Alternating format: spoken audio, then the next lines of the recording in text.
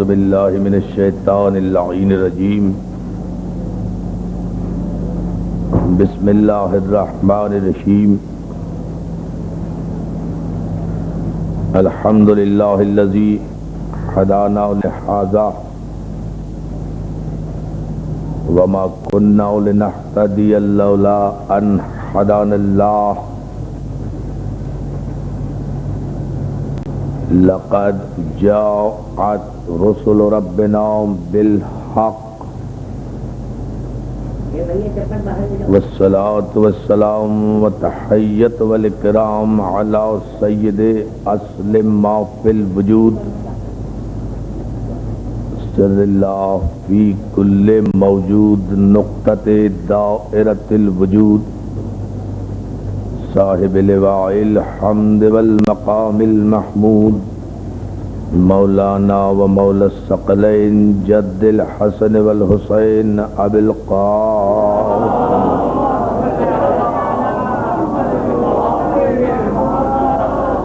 وآلہ الطیبین الطاہرین المعصومین المنتجبین المظلومین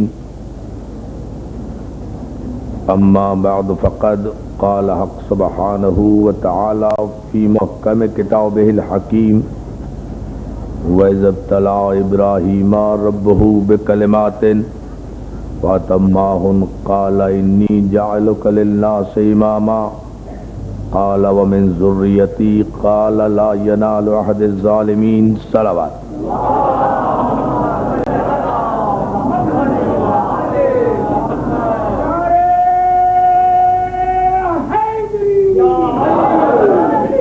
حضرات گرامی قدر عزاداران غریب الغرباء، یہ مسلسل انشاءاللہ 3-4 دن آپ کی خدمت میں حاضر رہوں گا، جیسا کہ قبلہ و کعبہ نے فرمایا۔ آج کی یہ خصوصی مجلس شب شہادت غریب الغرباء کے سلسلے میں اور ان کی بارگاہ میں خراج عقیدت پیش کرنے کے لیے سورہ مبارک بقرہ سے امامت سے متعلق ایک آیہ واقعی ہدایہ کو سرنامہ کلام قرار دیا ہے۔ عزیزان محترم، خداوند عالم نے ہدایت بشر کا انتظام بشر کے ہاتھوں میں نہیں دیا، اپنے ہاتھوں میں رکھا۔ خداوند عالم نے ہدایت آدمیت کی ذمہ داری بشر کو نہیں سونپی، اپنے دست قدرت میں رکھی۔ خداوند عالم نام ہے اس ذات پاکیزہ کا کہ جس کے فیصلے بدلتے نہیں، جس کے قانون میں تبدیلی نہیں ہوتی، جس کی سنتوں میں کوئی تغیر واقع نہیں ہوتا۔ لن تجد لسنت اللہ تبدیلا، اور تم اللہ کے قوانین میں کبھی کوئی تبدیلی نہیں پاؤ گے، کبھی کوئی تغیر نہیں پاؤ گے۔ اب جن لوگوں کا قرآن پر ایمان ہے اور وحدانیت کا اقرار کرتے ہیں اور توحید کے قائل ہیں، انہیں اس مختصر سی آیت کو اپنا ایمان بنا لینا چاہیے کہ اللہ کا قانون کبھی بدلتا نہیں، اللہ کے قوانین میں کبھی کوئی تبدیلی نہیں آتی۔ تو عزیزان محترم، جب اللہ کا قانون بدلتا نہیں، بدلتا اس لیے نہیں کہ اللہ کا قانون نقص علم پر بنیاد نہیں ہوتا، کمال علم کی منزل سے ہوتا ہے۔ صلوات بھیجے محمد علیہ۔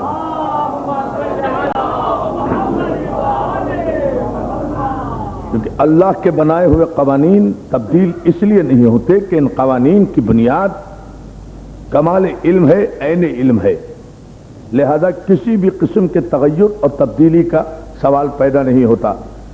امامت کا کنسپٹ جو ہمارے مذہب میں ہے، میں نہیں سمجھتا کہ قرآن پر ایمان رکھنے والے کبھی اس کنسپٹ میں کسی کنفیوژن کا شکار ہوں گے یا کسی اشتباہ کا شکار ہوں گے، اس لیے کہ جب یہ طے کہ اللہ نے اس کائنات کے پہلے انسان کو پیدا کرنے سے پہلے ہادی کو پیدا کیا۔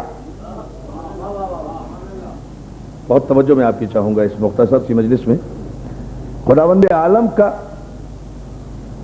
یہ قانون ہے کہ اس نے اس زمین کے پہلے انسان کو، پہلے بشر کو پیدا کرنے سے پہلے ہادی کو پیدا کیا، اور وہ اس لیے پیدا کیا کہ اس کے دامن عدل پر کوئی حرف نہ آ جائے۔ اس نے ہادی پہلے پیدا کیا، ہدایت پانے والے بعد میں پیدا کیے، اس لیے کہ اگر وہ ہدایت پانے والوں کو پہلے پیدا کرتا، ہادی کو بعد میں بھیجتا، تو جتنے عرصے بعد بھی ہدایت پانے والوں کے لیے اللہ کی جانب سے ہادی آتا، اتنے عرصے کی گمراہی کا ذمہ دار کون ہوتا؟ توجہ ہے نا عزیزان محترم؟ اتنے عرصے جو بشریت، آدمیت، انسانیت گمراہ ہوتی، صراط مستقیم سے بھٹکتی، راہ حق سے دور ہو جاتی، اس کا ذمہ دار کون ہوتا؟ یہ عجیب منزل فکر ہے کہ خداوند عالم نے ہادی کو پہلے پیدا کیا، ہدایت پانے والوں کو بعد میں پیدا کیا، تاکہ اس دھرتی پر آنے والا پہلا انسان بھی، اس کائنات ارضی پر قدم رکھنے والا پہلا بشر بھی معصوم ہدایت کے بغیر نہ رہ جائے۔ یا علی یا علی، توجہ فرمائے عزیزان محترم، ذرا سے اس تمہید پر آپ توجہ فرمائیں گے تو انشاءاللہ مسلسل اسی آیت کے ذیل میں عرض کروں گا۔ دیکھیں، خداوند عالم نہیں چاہتا کہ اس زمین پر آنے والا پہلا انسان بھی معصوم ہدایت کے بغیر رہے، معصوم ہادی کے بغیر رہے۔ یہ اس کے مزاج مشیت پر گرا گزرتا ہے، یہ اس کی رحمت کا تقاضا ہے کہ جب پہلا انسان اس دنیا میں آئے تو اس کے سامنے روشنی بھی ہو، ہدایت بھی ہو، چراغ بھی ہو، منزل بھی ہو، گمراہی نہ ہو، اندھیرا نہ ہو، بھٹکنے کا احتمال نہ ہو۔ تو جب ملت مسلمہ اس حقیقت کو تسلیم کرتی ہے کہ اللہ نے اس زمین کے پہلے انسان کو بھی معصوم ہدایت کے بغیر نہیں چھوڑا، تو پھر لن تجد لسنت اللہ تبدیلا، اللہ کے قوانین قیامت تک بدلیں گے نہیں، اس کے عدل میں فرق نہیں آئے گا۔ اگر اس کائنات ارضی کا پہلا انسان محروم ہدایت نہیں رہا تو اس کائنات میں سانس لینے والا آخری انسان بھی محروم ہدایت نہیں رہے گا۔ تو اگر پہلے انسان کے لیے ہادی اللہ کی جانب سے آیا تھا تو آخری ہادی بھی بندے نہیں بنائیں گے، اللہ کی جانب سے آئے گا۔ یا علی یا علی، یہ ہے کلیہ۔ مولا سلامت رکھے آپ اور جو ہے نا حضور، اگر اس کائنات میں پہلا انسان معصوم ہدایت کے بغیر نہیں رہا تو قیامت تک اللہ کا قانون نہیں بدلے گا۔ اس کائنات کے آخری انسان کو بھی ہادی کی ضرورت ہے، ہدایت کی ضرورت ہے، اس کے عدل کا تقاضا ہے کہ اگر پہلے انسان کا ہادی معصوم تھا تو آخری انسان کا ہادی گناہگار نہ ہو، آخری انسان کا ہادی گناہگار نہ ہو، وہ بھی معصوم ہو، اس سے غلطیاں نہ ہو، وہ اپنے فیصلوں پر پچھتائے نہیں، وہ اپنے فیصلے تبدیل نہ کرے، وہ کبھی کسی کو صحیح کہے پھر اسی کو غلط نہ کہے، بلکہ جس طرح پہلا ہادی ہدایت بشریت کے لیے من جانب اللہ تھا، اسی طرح آخری ہادی بھی ہدایت بشریت کے لیے من جانب اللہ ہوگا۔ اگر پہلا ہادی معصوم تھا تو آخری ہادی بھی معصوم ہوگا، اگر پہلا ہادی منصوص من اللہ تھا تو آخری بھی منصوص من اللہ ہوگا۔ اگر توجہ اس جملے پر، قرآن کی آیت کی روشنی میں کہہ رہا ہوں، اگر پہلا ہادی مسجود ملائک تھا تو آخری ہادی بھی اس منزل کا ہو کہ تنزل الملائکۃ والروح۔ مولا آپ کو سلامت رکھے، اس کی منزل بھی یہ ہونا چاہیے۔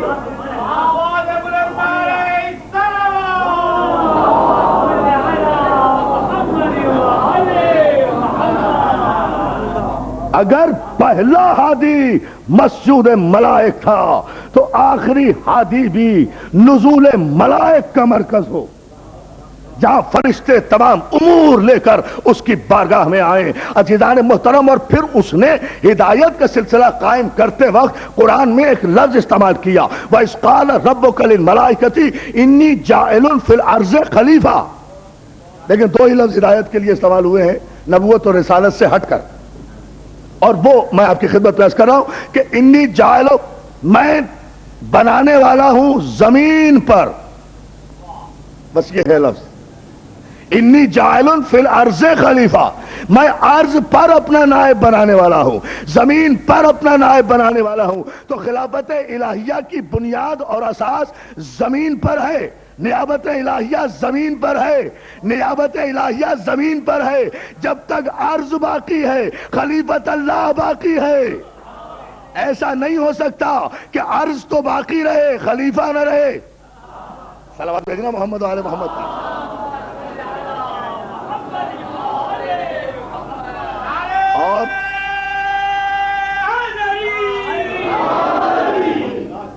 اور عزیزان محترم، دوسرا لفظ جو ہدایت کے لیے اہم ترین استعمال ہوا نبوت اور رسالت سے ہٹ کر، وہ یہ کہ وَإِذِ ابْتَلَىٰ إِبْرَاهِيمَ رَبُّهُ بِكَلِمَاتٍ فَأَتَمَّهُنَّ قَالَ إِنِّي جَاعِلُكَ لِلنَّاسِ إِمَامًا۔ ابراہیم، جب تم نے امتحان پاس کر لیا اور امتحان میں تم کامل و اکمل ہو گئے، کامیاب ہو گئے، تو ابراہیم کو یہ مژدہ سنایا گیا کہ انی جاعلک للناس اماما۔ دوستو، لوگ توجہ نہیں کرتے، تعجب ہے، بیگانے تو بیگانے اپنے بھی توجہ نہیں کرتے کہ انی جاعلک للناس اماما، انی جاعل فی الارض خلیفہ۔ جس طرح خدا نے نیابت الہیہ کا علم آدم کے لیے نصب کیا ہے، بالکل امامت کے لیے بھی خداوند عالم نے یہی منصب، یہی اسٹیٹس مینٹین کیا ہے۔ انی جاعلک للناس اماما، ابراہیم ہم تمہیں ناس کا امام مقرر کرتے ہیں۔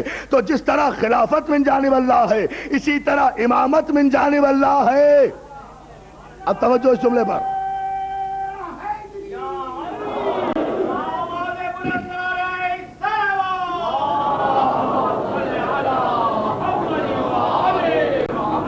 جس طرح خلافت من جانب اللہ ہے، نبوت من جانب اللہ ہے، رسالت من جانب اللہ ہے، اسی طرح امامت من جانب اللہ ہے۔ پہلی بات تو یہ طے ہو گئی کہ جب بھی امام بنائے گا اللہ بنائے گا، یا علی یا، جب بھی بنائے گا اللہ بنائے گا، بندے نہیں بنائیں گے، اللہ کا قانون بدلے گا نہیں۔ انی جاعلک للناس اماما، اور امامت کب تک باقی رہے گی؟ جب تک ناس باقی رہیں گے، چونکہ امامت لوگوں کے لیے ہے، تو اگر لوگ ختم ہو گئے تو پھر امامت بھی ختم ہو گئی، اور اگر لوگ باقی ہیں، زمین باقی ہے، تو پھر نہ خلافت الہیہ کا منصب ختم ہوا ہے اور نہ امامت کا منصب ختم ہوا ہے۔ خلافت بھی من جانب اللہ ہے، امامت بھی من جانب اللہ ہے۔ اور ایک بڑا خوبصورت سا لفظ ہے، جب ابراہیم کو ناس کا امام مقرر کیا اور ابراہیم نے منزل خلت کی بلندی سے مقام امامت کی بلندیوں کو دیکھا تو بے ساختہ فریاد کی، قال ومن ذریتی۔ بس ساری یہ تمہید اس جملے کے لیے دوستو، ساری تمہید آج کے ممدوح کی بارگاہ میں پہنچنے کے لیے اس جملے کے لیے تھی۔ فوراً ابراہیم کہتے ہیں قالا ومن ذریتی، پروردگار کیا یہ عہدہ امامت میری ذریت میں بھی جائے گا؟ پالنے والے تمنا کر رہے ہیں کہ اس عہدہ امامت کو میری ذریت میں دے، شامل کر، جاری رکھ۔ ابراہیم نبی ہے، خلیل ہے، رسول ہے، اب امام بھی ہو گئے، مگر پھر بھی اپنی ذریت میں سے اپنی خواہش کے مطابق کسی کو امام نہیں بنا سکتے۔ تو جب ابراہیم جیسا خلیل اللہ اپنی ذریت میں سے کسی کو امام نہیں بنا سکتا، تو شہروں کے چلتے پھرتے لوگوں کو کس نے حق دے دیا کہ وہ حادثاتی طور پر جسے چاہے امام بنا لے؟ توجہ ہے نا ذرا محترم، فیصلے دیں، تدبر کریں، توجہ ہے نا حضور۔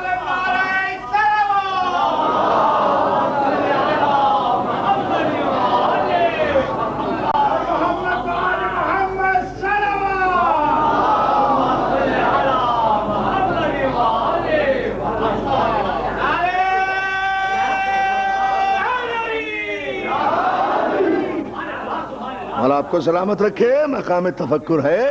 غور کریں کہ ابراہیم جیسا جلیل القدر نبی، جو جد الانبیاء بھی ہے، صاحب شریعت بھی ہے، خلیل بھی ہے، عبد بھی ہے، نبی بھی ہے، رسول بھی ہے، معصوم بھی ہے، صاحب اعجاز بھی ہے، پہلا بت چکن بھی ہے، معمار کعبہ بھی ہے. یا علی اندازہ تو فرمائیے. پہلا بت، اور تمام انبیاء میں یہ ممتاز صفت ہے جناب ابراہیم کی کہ خاتم النبیین کے تشریف لانے کے بعد سارے نبیوں کی شریعتیں منسوخ ہو گئیں، لیکن ابراہیم کی شریعت بھی، صلوات بھیجے نا محمد، شریعت بھی باقی، قانون بھی باقی. یہ جناب ابراہیم کا طرہ امتیاز ہے عزیزان محترم کہ سب کی شریعتیں منسوخ ہو گئیں مگر ابراہیم کی شریعت بھی باقی، ابراہیم کا قانون بھی باقی. کوئی تبدیلی نہیں کی پیغمبر اسلام نے شریعت ابراہیمی میں، بلکہ حکم دیا گیا ہے پیغمبر کو فَاذْكُرْ فِي الْكِتَابِ ابراہیم اِنَّهُ كَانَ صِدِّيقًا نَبِيًّا. حبیب اس قرآن میں ابراہیم کا تذکرہ کرو، اس لیے کہ وہ ہمارا سچا نبی تھا. صلوات بھیجے محمد آل محمد.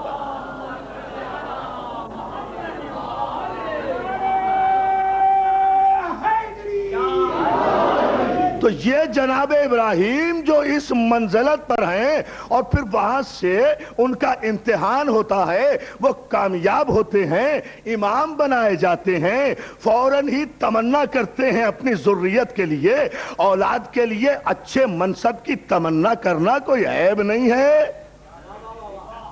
ابراہیم نے یہ نہیں کہا کہ میری نسل میں رسول بنا دے، نبی بنا دے. ابراہیم نے کہا میری نسل میں امام بنا مگر تو بنا، میں نہیں بناؤں گا، اس لیے کہ میں جانتا ہوں کہ جب مجھے کسی نے نہیں بنایا تیرے علاوہ، توجہ ہے نا ظالم محترم، تو کسی کو یہ کیا حق ہے کہ وہ میرے بعد کوئی امام بنائے تیرے علاوہ جب مجھے تو نے بنایا ہے. تو میری ذریت میں بھی عہدہ امامت تو ہی جاری کر میرے مالک، یہ تجھے حق ہے. قرآن واضح ہے، آیتیں واضح ہیں، تفسیریں واضح ہیں، علماء کا اتفاق ہے کہ امامت جمہوریت کے نتیجے میں نہیں ملتی، امامت کوئی سلطنت نہیں ہے، امامت کوئی بنی عباس کی بادشاہت نہیں ہے کہ نسلاً بعد نسل منتقل ہوتی چلی جائے، ہارون سے امین پہ چلی جائے، امین سے مامون پہ چلی جائے. اس طرح سے تو نہیں ہے. امامت تو اسلاب طاہرہ سے ارحام مطہرہ کی طرح منتقل ہوگی. یہ جملہ سب استعمال کرتے ہیں کہ اسلاب طاہرہ، ارحام مطہرہ، مگر یاد رکھو میرے نوجوان دوستو، بزرگ مجھ سے بہتر جانتے ہیں امامت وہاں آئے گی جہاں صلب بھی طاہر ہوگا، رحم بھی طاہر ہوگا. جہاں صلب طاہر ہوگا وہاں خانہ کعبہ میں ولادت کے بعد غسل نہیں ہوگا. توجہ ہے نا جانو، یہ ہے صلب، یہ ہے صلب.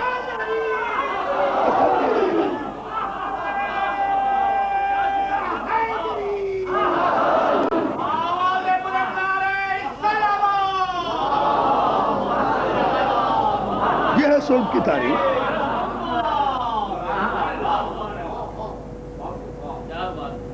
جہاں خانہ کعبہ میں ولادت کے بعد نہ ماں پر غسل واجب ہو، نہ پیدا ہونے والے پر غسل واجب ہو، نہ خانہ کعبہ کو پاک کیا جائے، اسے کہیں گے صلب طاہر. یا علی اسے کہیں گے بطن طیب.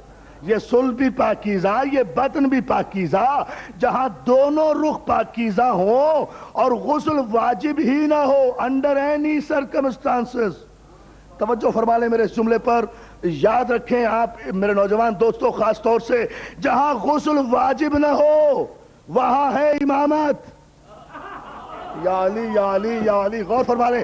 جہاں کسی بھی حالت میں زندگی بھر غسل واجب نہ ہو وہاں امامت ہے. اور جہاں دن رات ناپاک ہوتے رہو پاک ہوتے رہو. توجہ صلوات بھیجنا محمد آل محمد پر. بھائی امامت کیسی؟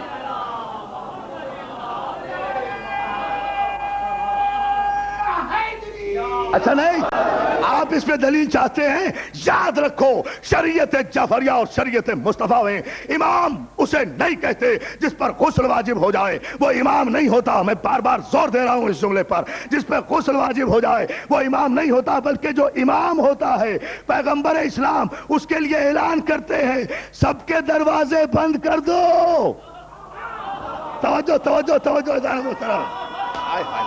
پیمانہ دیکھیں آپ.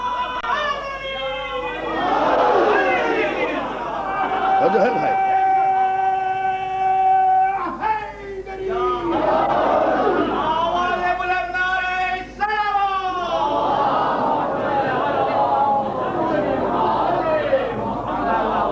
سب کے دروازے مسجد نبوی کے صحن کی طرف جو کھلتے ہیں وہ بند کر دیے جائیں، صرف علی کا دروازہ کھلا رہے، جس کیفیت میں بھی ہو آئے۔ تو شریعت نہیں بدلی علی کے لیے، ایسا نہیں ہے کہ پیغمبر اسلام نے معاذ اللہ عدل سے ہٹ کر کوئی کام کیا ہو کہ دوسرے غیر طاہر حالت میں نہیں آ سکتے اور علی غیر طاہر حالت میں آ سکتے ہیں، یہ شریعت نہیں بدلی، بلکہ پیغمبر نے امت اور علی میں فرق ظاہر کیا کہ تم ناپاک ہو جاؤ تو دروازے بند، اس کا دروازہ کھلا رکھ کر میں نے اعلان کیا ہے کہ یہ کسی بھی کیفیت میں ہو پاکیزہ ہے، کسی بھی کیفیت، صلوات بھیجنا محمد و آل محمد کا طاہر ہے، نسلوں میں امامت آئیں گی۔ عزیزان محترم، مولا آپ کو سلامت رکھے، بہت شکر گزار ہوں آپ کی توجہات پر، اس کی تفصیلات انشاءاللہ کل کی مجلس میں عرض کروں گا، لیکن ذرا سا ایک مرحلے پر اور توجہ فرما لیں، اور وہ یہ کہ جب خدا کا یہ قانون ہے کہ وہ بدلتا نہیں، اس میں کوئی تغیر نہیں آتا، اس میں کوئی تبدیلی نہیں آتی، تو اب ذریت ابراہیم میں امامت گئی، اور امامت گئی تو من جانب اللہ گئی، اللہ نے ذریت ابراہیم میں امامت کو باقی رکھا، تو قیامت تک ناس بھی باقی، امامت بھی باقی، قیامت تک عرض بھی باقی، امامت بھی باقی، ہدایت پانے والے بھی باقی، ہدایت دینے والا بھی باقی۔ تو یہ شرف ہے ابراہیم کی ذریت کو، یہ فضیلت ہے ذریت ابراہیم کو کہ ابراہیم کی ذریت میں ہمیشہ امامت بھی گئی ہے، رسالت بھی گئی ہے، قیادت بھی گئی ہے۔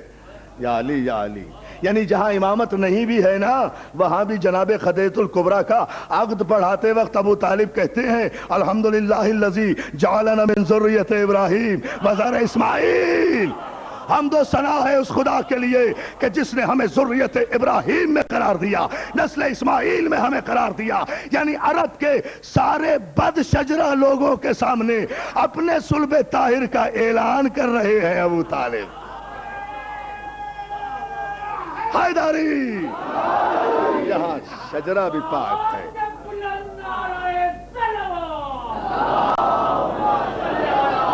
جو ہے نا یہاں شجرہ بھی پاک ہے، صلب بھی پاک ہے، اور یاد رکھیں جسے خدا امام بنائے اسے صاحب اختیار بھی کرتا ہے، یا ایسا امام نہیں ہے جسے پلاؤ کے نیچے بوٹیاں بھی نظر نہ آئیں، اتنا مجبور امام نہیں ہوتا، امام وہ ہوتا ہے جو صاحب اختیار ہو، صاحب، کل انشاءاللہ امام کی تعریفیں عرض کروں گا جو شریعت میں بتائی گئیں، جو معصومین نے فرمائیں۔ امام وہ ہوتا ہے جسے امام خدا بناتا ہے، اسے اختیار بھی دیتا ہے۔ آج کی یہ ساری دنیا جو ہے آپ کی سائنس کی، یہ تو یا مادے کی محتاج ہے یا روح کی محتاج ہے، لیکن امام نہ مادے کا محتاج ہے نہ روح کا محتاج ہے۔ فرش قالین پر بنی ہوئی آڑی ترچھی لکیروں کو اگر حکم دے، یا علی یا علی، غور فرمائیں زان محترم، ایک مثال دے رہا ہوں تفصیل میں جانے سے گریز کرنے کے لیے۔ فرش قالین پر بنی ہوئی آڑی ترچھی لکیروں کو اگر حکم دے کہ مجسم ہو اور اس جادوگر کو نگل جا، تو مجھے بتائیں یہ سارے سائنسدان اور سارے علماء مل کر کہ یہ جو ترچھی لکیریں قالین پر بنی ہوئی ہیں یہ کیا ہیں، مادہ ہیں یا روح ہیں؟ یہ نہ مادہ ہے نہ روح ہے، تصویر ہے، تصویر نہ مادہ ہے نہ روح ہے۔ آج کی ساری سائنس یا مادے کی محتاج یا روح کی محتاج؟ امام وہ ہے جو مادے پر بھی حکومت کرے، روح پر بھی حکومت کرے، مادے اور روح کا محتاج نہیں ہوتا، بس ادھر حکم دے، ارادہ کرے۔ نہیں، آپ نے غور نہیں فرمایا، امام ارادہ کرے، وہ ارادہ مشیت بن جائے، امام ارادے تبدیل نہیں کیا کرتا، صلوات بھیجے محمد و آل محمد پر، ارادے بدلا نہیں کرتا۔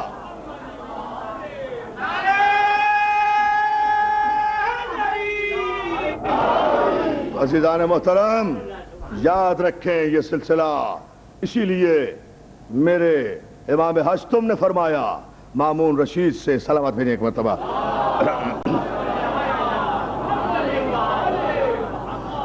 جب اس نے پیشکش کی ہے نا امام کو، کہا یہ نیابت، یہ ولی عہدی اور یہ سلطنت، پہلے تو سلطنت ہی کی پیشکش کی ہے کہ یہ پوری سلطنت ہی سنبھالیے، پھر جب نہیں مانے کہا اچھا ولی عہدی قبول فرما لیجئے. بڑی توجہ دوستو اس جملے پر آپ کی چاہوں گا, ایک جملے میں بغیر تفصیل میں جائے ہوئے.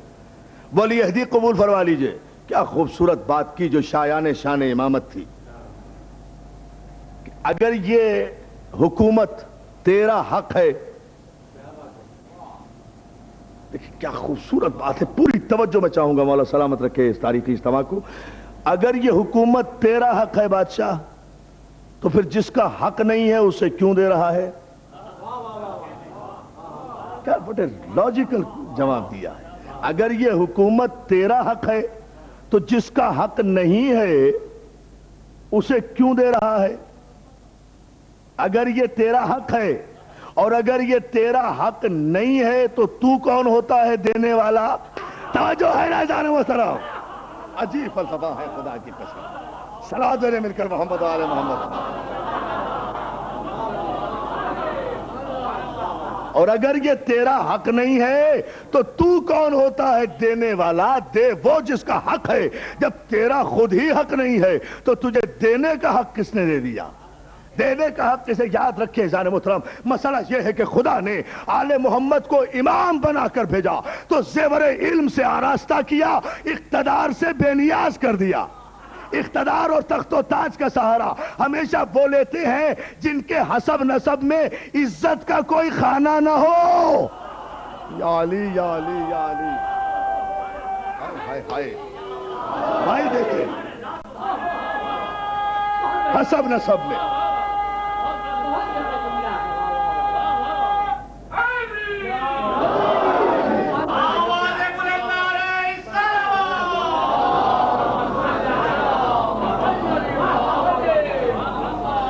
ایک عجیب جملہ میں نے آپ کی خدمت میں عرض کیا ہے. ایک تخت اقتدار کا سہارا وہ لیتے ہیں جن کے حسب نسب میں عزت کا کوئی خانہ نہ ہو. وہ چاہتے ہیں کہ اقتدار کے ذریعے عزت حاصل کر لیں, تخت کے ذریعے عزت حاصل کر لیں. لیکن یاد رکھیں جو اپنی تخلیق میں فضیلتیں لے کر آئیں, جو پیدائش میں علی ہوں, صلوات دینا محمد علیہ محمد, پیدائش میں علی ہوں, جو پیدائش میں علی ہو, اور میں جس امام کی بارگاہ میں اس وقت آپ اور ہم سب حاضر ہیں وہ اس سلسلے عصمت و طہارت کا تیسرا علی ہے.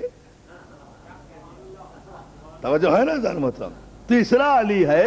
تو جو تخلیق میں علی ہو, لقب میں رضا ہو, خطاب میں ضامن ہو, یا علی صلوات علی محمد و علی محمد پر. عجیب فلسفہ ہے جان محترم. جی جی, تخلیق میں علی, لقب میں رضا, خطاب میں ضامن. امام ضامن کسی کا نہیں سوائے اس امام کے, مولا سلامت رکھے.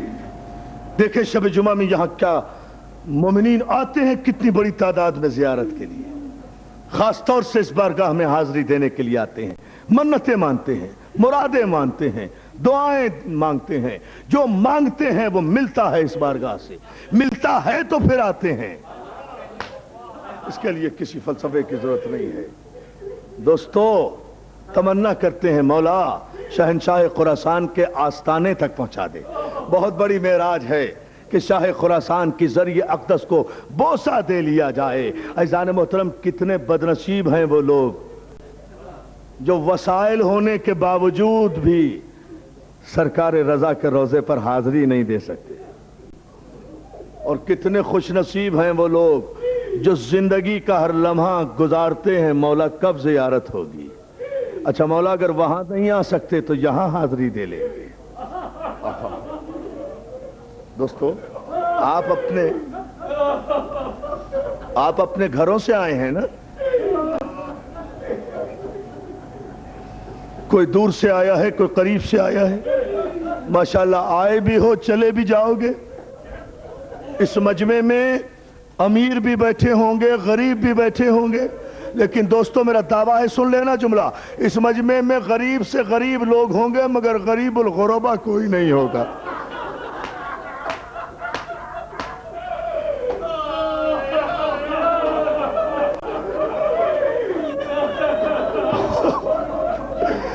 اس مجمع میں غریب ہوں گے دوستو، مگر غریب الغربا کوئی نہیں ہوگا۔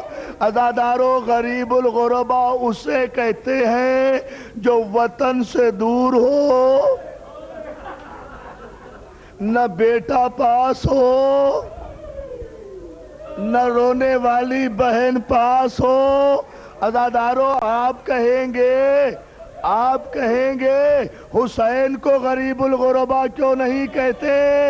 ارے حسین کو غریب الغربا اس لیے نہیں کہتے، حسین کا بیٹا بھی لاشے پہ موجود تھا، حسین کی بہن بھی بھائی کے لاشے پر، حسین کے رونے والے موجود تھے۔ اور مولا تمہیں سلامت رکھے۔ جزاک اللہ۔ عزادارو، حسین سے بڑی شہادت تو کسی کی نہیں ہے نا، حسین سے بڑے مصائب تو کسی نے برداشت نہیں کیے نا، حسین سے بڑے مظالم تو کسی امام پر نہیں ہوئے، لیکن غریب الغربا میرا یہ امام ہشتم ہے، اس لیے حسین نہیں ہے، اس لیے کہ حسین کے لاشے پر بہن موجود تھی۔ آخری وقت بھی حسین کو وقت شہادت بھی اطمینان تھا کہ جب بھی موقع ملا بہن رو لے گی۔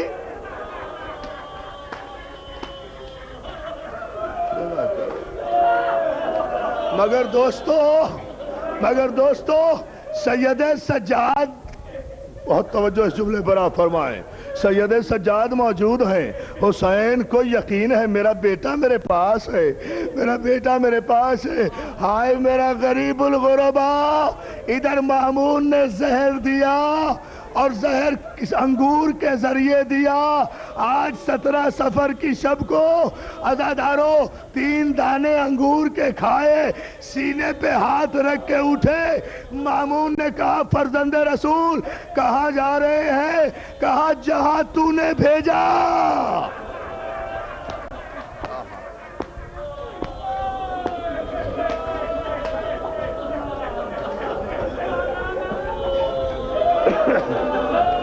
جزاک اللہ، جزاک اللہ۔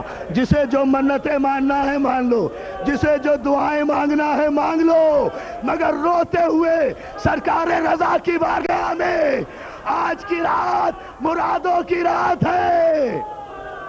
جزاک اللہ، جزاک اللہ۔ اور مولا تمہیں کوئی غم نہ دے۔ ہاں، اے شہنشاہ خراسان، آ کر دیکھ تیرا ماتم کرنے والے کیسے تڑپ تڑپ کے رو رہے ہیں۔ اور مولا تمہیں سلامت رکھے۔ اٹھے میرے مولا۔ عزادارو جملہ سنو، روتے کس بات پر ہے بھائی؟ روتے صرف اس بات پر ہے، اٹھے اور مامون سے کہا ملعون جہاں تو نے بھیجا وہیں جا رہا ہوں۔ دوستو سارے علماء نے لکھا، سارے علماء سے سنا کہ زہر کھانے کے بعد 3 دن تک میرا مولا تڑپتا رہا۔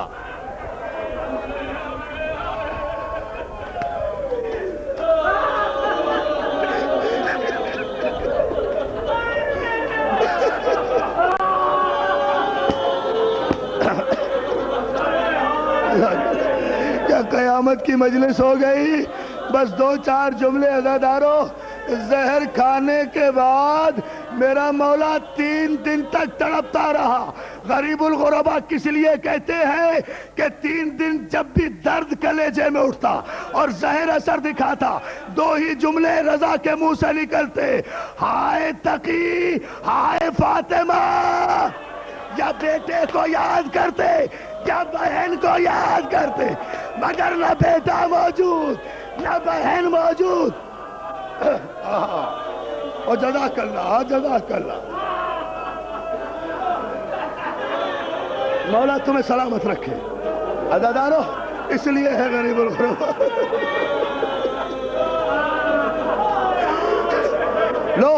لو پھر مقبولیت دعا کا وقت آ رہا ہے۔ 2 جملے مجلس ختم کر دوں گا۔ جب بہت زیادہ آنسو نکلے نا، خود بخود دعا مانگ لینا، خود بخود دعا مانگ لینا۔ جو تمنا ہوگی وعدہ کرتا ہوں حسین کا ذاکر ہوں، فوراً پوری ہوگی۔ اے رضائے غریب، جزاک اللہ۔ جزاک اللہ جزاک اللہ، مگر رو ایسے عزادارو سنو گے اس غریب الغربا کی حالت؟ جب بھی زہر کے اثر سے کلیجہ کٹتا فوراً کہتے ہائے میری بہن فاطمہ، امام رضا کی بہن فاطمہ، معصومہ قوم، معصومہ قوم۔ بہن کو یاد کرتے کرتے چلے گئے، بیٹے کو یاد کرتے کرتے چلے گئے۔ عزادارو غریب الغربا اس لیے ادھر بھائی کی خبر عرصے سے نہیں آئی، ادھر بھائی کی خبر عرصے سے نہیں آئی۔ بھائیوں پر قربان ہونے والی یہ بہنیں اسی گھرانے میں ہیں۔ ان بھائیوں کی بہنوں نے جب بھی وطن چھوڑا بھائیوں کے لیے، جب بھی وطن چھوڑا ایک عرصے سے خبر نہیں آئی۔ جناب رضا کی بہن جناب معصومہ قوم روانہ ہو گئی ایران کی طرف، مدینے سے چلی، پتھروں کا سفر کیا، جنگلوں کا سفر کیا، بعض اوقات ایسے ایسے مقامات سے معصومہ گزری ہے جہاں اونٹ چل نہیں سکتا تھا تو معصومہ قوم پیدل چلی ہے۔ راوی کہتا ہے، علماء کہتے ہیں اتنی دور بھی معصومہ بھائی کی محبت میں پیدل چلی ہیں کہ پیروں میں سے خون نکل آتا تھا۔